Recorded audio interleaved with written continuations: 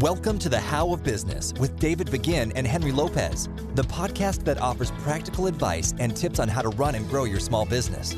The How of Business helps aspiring entrepreneurs and small business owners achieve their definition of success and overcome challenges that get in their way.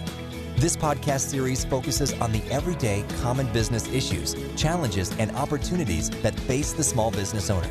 So here now are your hosts of The How of Business, David and Henry.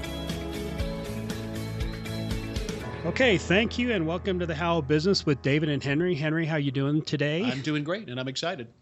Good. We got a special guest with us today, Paul Beers, a good personal friend of mine, but also someone that I've worked with in a program that we're very fanatical about called Strategic Coach, which really helps entrepreneurs be better at their business and better at their personal lives. So we're excited to have Paul. Paul, welcome to the How of Business. Thank you. Glad to be here.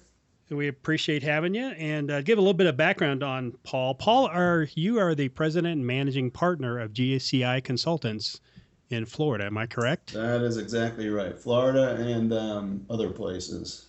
Okay, yeah. So, well, rapidly growing company there in the Southeast. But to give you a little bit of background on GCI, GCI is a specialized consulting company that provides consulting services for both new and existing business buildings that are being built worldwide. They're kind of the problem solvers and preventers of most issues that come along with building envelope problems, and we're going to get into that more. A pretty fascinating area of consulting and engineering. Paul established the company back in 1988, and he has over 25 years experience in both window and glazing trade and has moved into building envelopes. He's considered to be a leading expert on that area of building envelopes, building shields, hurricane protection, and water protection. Being from Florida, that's very, very important. So give us a little bit of your background, how you started in this, Paul, and how you kind of found yourself where you are today. Well, I kind of started at the very bottom rung of the ladder. I was actually, when I was going to college, I began as a construction laborer, which is not a lot of fun, but I was young and able to deal with it. And I worked my way through the construction trades as a carpenter. I was actually a union journeyman carpenter at one point. Then I went into business for myself, installing. Well, when I was a carpenter, there was one of these slowdowns in the economy, and I couldn't find a job as doing carpentry work, so I actually got a job installing windows. And from there, I started a business that the business of installing windows commercially. And I had a couple of businesses there. And then at some point, well, actually not at some point, in 1988, another economic collapse. You keep hearing these common themes in the construction industry. I started doing consulting work in the form of expert witness assignments for some construction disputes. So that was 1988, and as time went on, I got involved in hurricane damage and assessment following Hurricane Andrew down in Miami in 1992, and was one of the inventors of the test that's now pretty standard in building codes for hurricanes, where you shoot 2x4 timbers at windows and shutters and then apply cyclic hurricane winds to them. And that sort of got me some notoriety, and we evolved into expanding our services to quality control related to the building envelope, which, by the way, the building envelope is basically all the stuff on the outside of a building: windows, walls, roofs, those sorts of things. And to today, where I've got 25 or so employees, several offices. We're really busy. We're really growing, and it's been a good ride. Yeah, it's terrific. It's been exciting to see the growth. Give us a little bit. So you and I are obviously good friends. We're involved in a program by Dan Sullivan called Strategic Coach. Give me a very brief. What has Strategic Coach done for you in the last 3 to 5 years? I've been in it for 5. I think you've been in it pretty much 5 years as well. Is that correct? Yeah, I don't know if we started together, but we started about the same time and came together shortly thereafter. Right. Well, it's really helped me a lot. It just goal setting,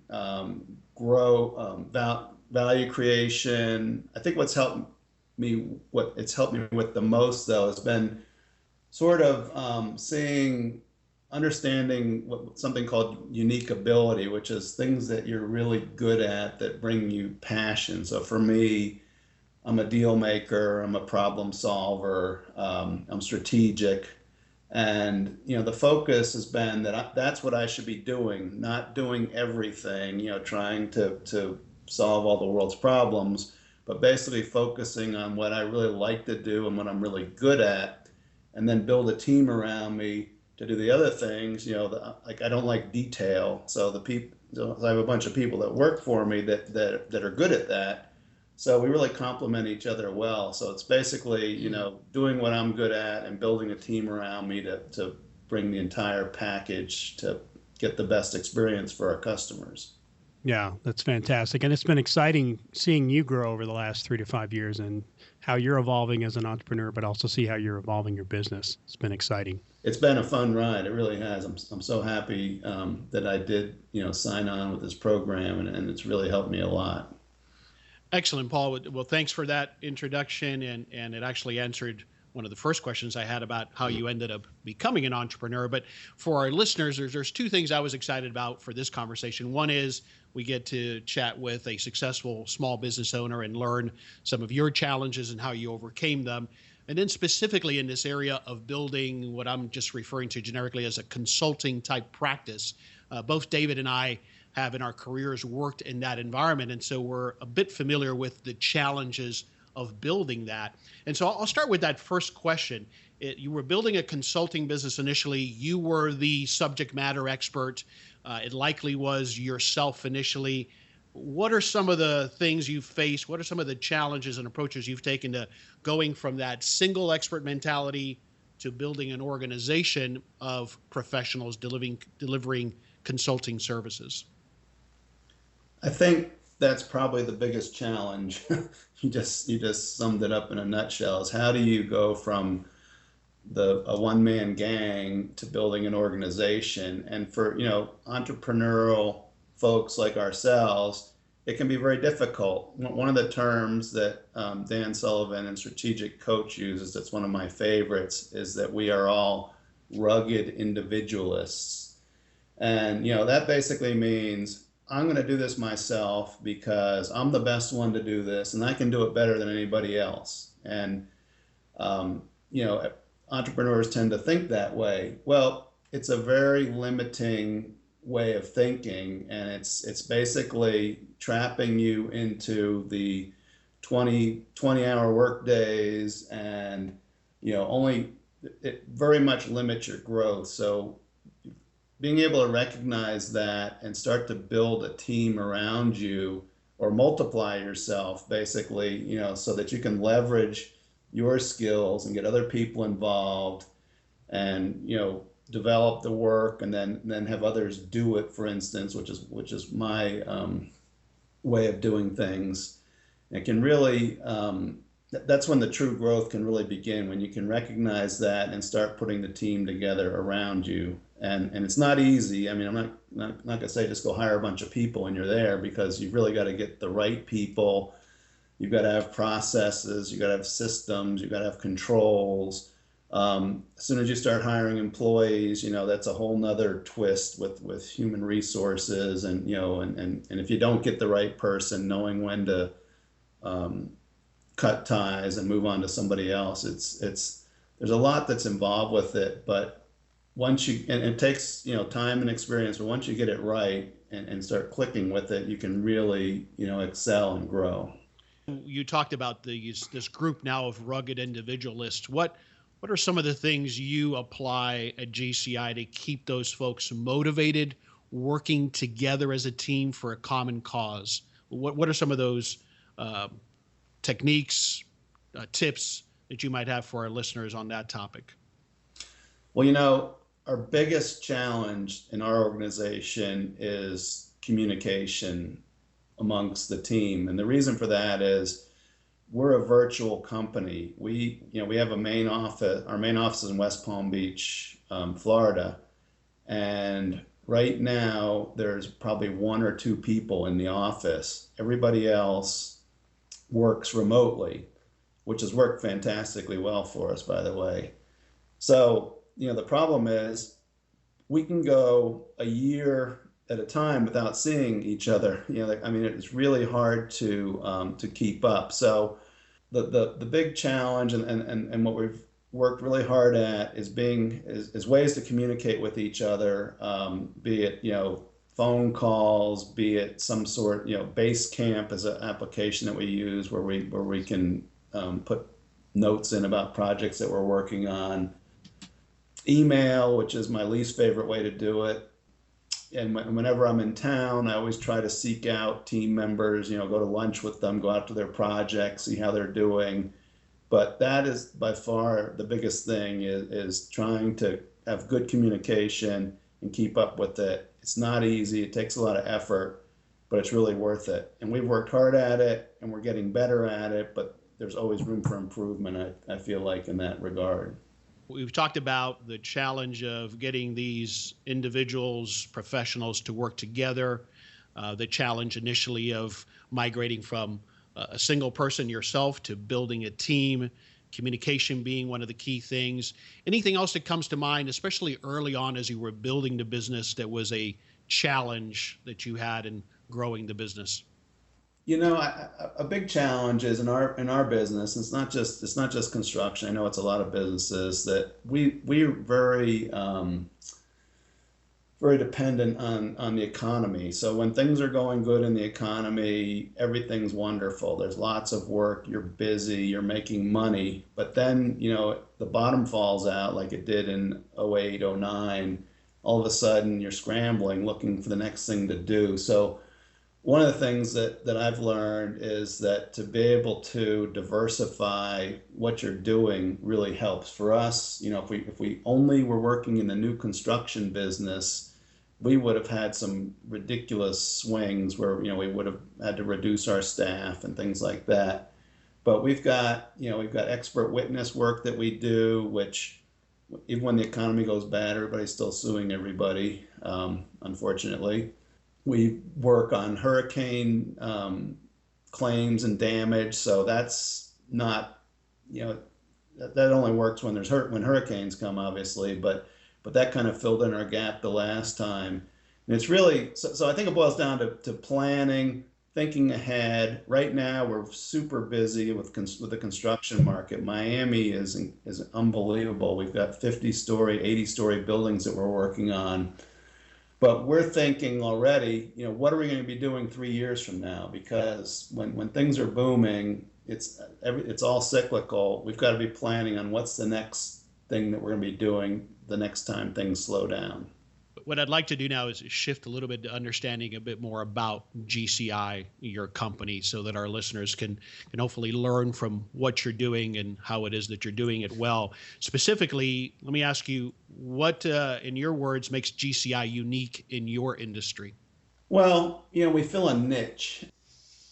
I do some speaking engagements and whatnot, and one of the things I like to say to a room full of architects, and they get it, is, what's the quickest way you can screw up a project is have water leaking in.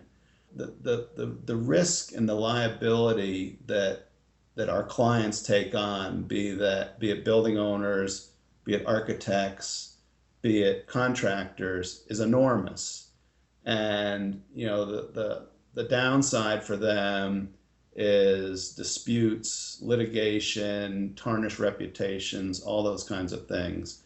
And it's really complicated to build, a large build, even a house for that matter, but it's really complicated to build a building and to do it correctly. And when you're talking about protecting the contents and the people inside the building, which is what the building envelope does, there's a lot of parts and pieces that not everybody can be an expert at everything. So we have experts, even within our own company. We have roof experts, we have waterproofing experts, we have glazing experts.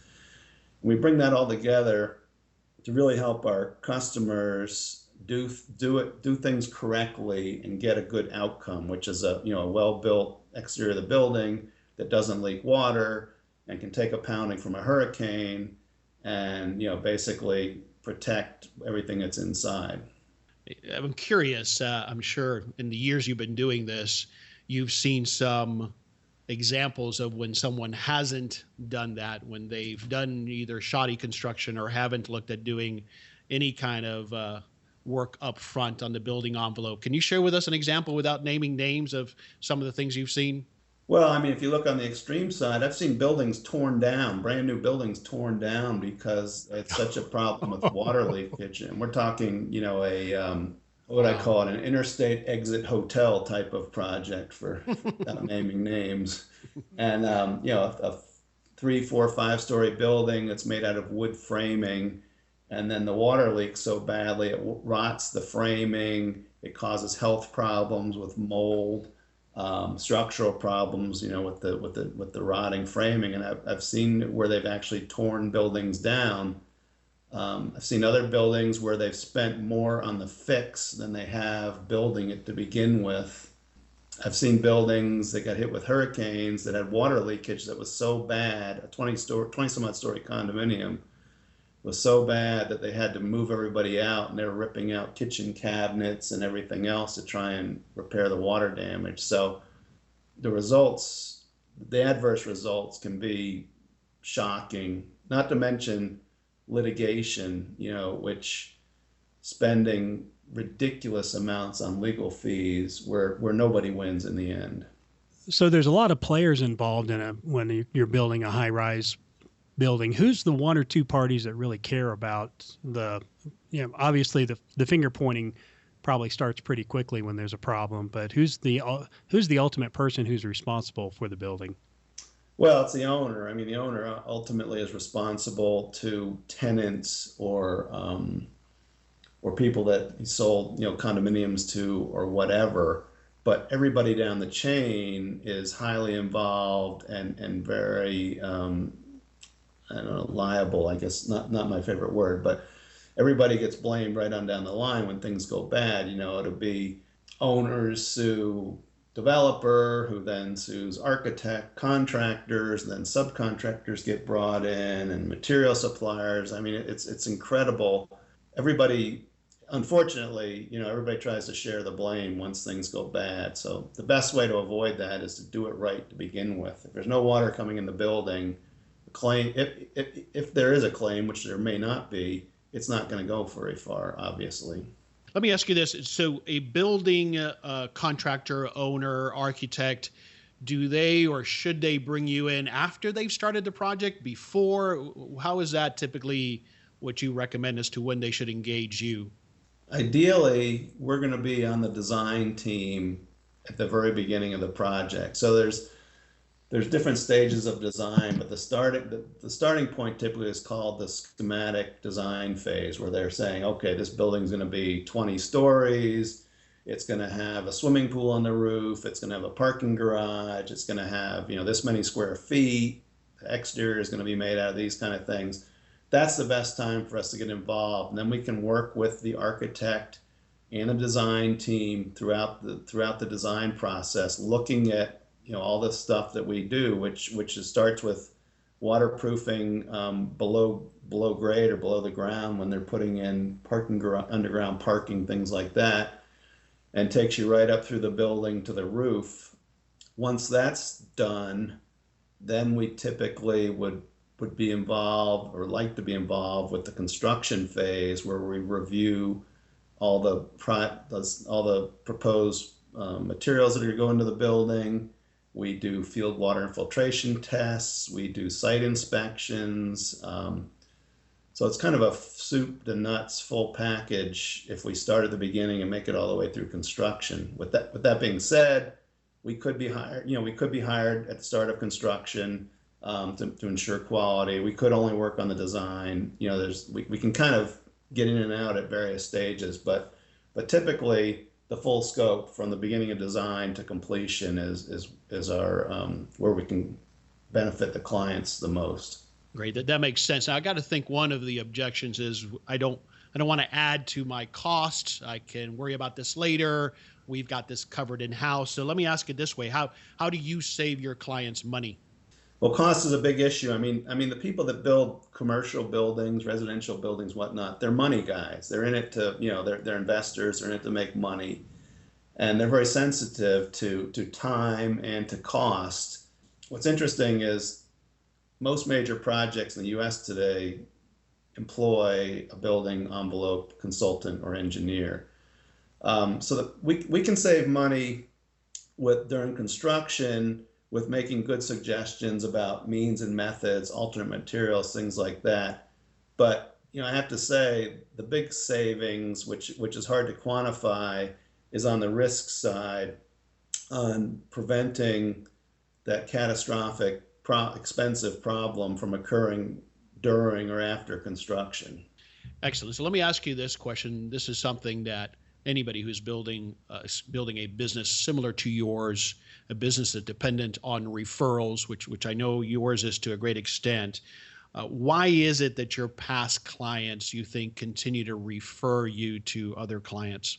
We take good care of them. I mean, and I would say that to anybody that's listening today that's trying to build a business. It starts and ends with customer service. If you don't, you need to do a good job. You need to get the referrals.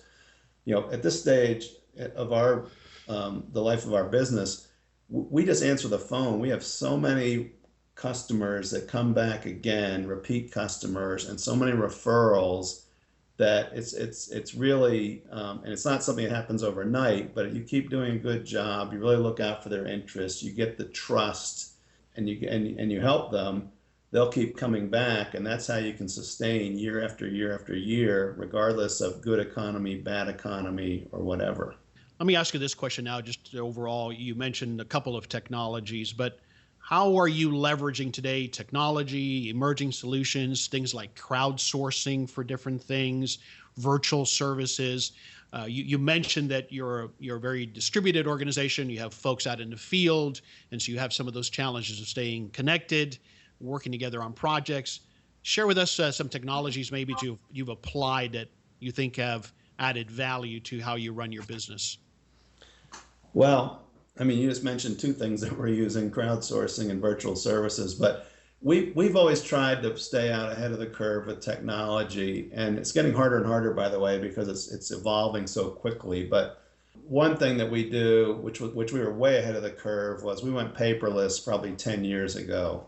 We got rid of all of our computer servers in the closet in the back room, and everything is on the cloud now. All of our file storage, all of our email, our cost accounting program, everything that we do now is cloud-based. That's been really good for us. Not only does it save money and it's more efficient, and it enables the mobile workforce, but it's also secure. We had time back in 2004, I think it was, we had 2 hurricanes hit West Palm Beach, and one of them caused damage to the building we're in, where there was no power for a week, and everything in our office was fine, but the guys that were out away from West Palm Beach, in Jacksonville and Tampa and whatnot, they weren't working either because the technology was off. Mm-hmm. So we use that. Crowdsourcing, we're working on our mailing, our list, actually our contact list. We had lost a bunch of emails. People moved, changed companies, whatnot. And we went out on with a service called Odesk, and we hired somebody, and I think it was like for $10 an hour to go through our list where the email addresses were bad and build that back up.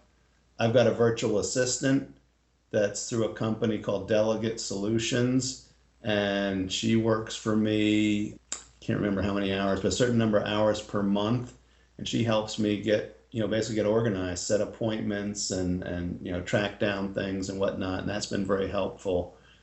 There's so many really helpful things, and for today's entrepreneur, I have to say, if you can kind of get your arms around it, there's many, many things that can really help you a lot more than in the past when we did things, I guess I call it the old-fashioned way. On a personal level, is there a book you're currently reading that you would recommend to our listeners? I read a lot of books, and some of them are great. What I'm currently reading right now, which is pretty interesting, is Money by Larry Robbins, and it's kind of apropos because we're recording this today as the stock market's crashing down all around us. I wouldn't say that's a business book, but it's kind of an interesting book. One I read recently that I really liked was called Who by Jeff, spelled Geoff Smart. And it's about a process for recruiting and hiring. And I really, really like that. It's basically saying that you should create a scorecard. So you're looking at your outcome that you want to achieve, then recruit for people that would fill the scorecard. And you recruit not by calling up employment agencies and putting ads online, but by networking, which is what we do. That's how we develop business. And it really resonated with me. And so we started doing that, and almost immediately we filled a couple of positions that I thought were going to be impossible to fill. So it's a great book, Who by Jeff Smart. Excellent. We'll put that information in the show notes. And Money, I think it's Tony Robbins. Tony Robbins. I'm sorry. Okay, great. That's the problem with the Kindle. You never get the title or the author. You just read. That's right, because they're not staring at it. And I just ordered that book because I just listened to a podcast where he was interviewed by Tim Ferriss, and I found it very compelling. So I'm excited to read that one. Excellent. It takes a long time to read it. He's very wordy, but that's what I understand. It's like 600 pages or so. Good stuff though. Great. Excellent. That's fantastic advice. All right, well, we're going to start to wrap it up here. Amazingly, it's almost at the half-hour mark, which was what we try to keep these podcast episodes to. Paul, thank you so much. I'm not going to let you go just yet because I have another final question for you. But just to kind of summarize what I heard, and we'll have some action items at the end. But great opportunity to speak to someone who has built a business, a consulting business, which is a real particular challenge to build. You've got utilization things to worry about. You've got individuals who are professionals and have their own, as you put it, rugged individualism, and getting them to work together to build an organization requires that you have processes and systems and methodologies in place to make that all work. And then at the end of the day, you've done the essentials, which is you've delivered excellent service, you follow through, you keep your customer promise, and that's why you've been able to build through referrals. You ask for those referrals, and that's how you've gotten to where you are today as a leader in the industry. So I appreciate you taking the time to share some of that with our listeners. My last question to you is, where else can our listeners, or where would you like them to go to find out more about you and about GCI Consultants?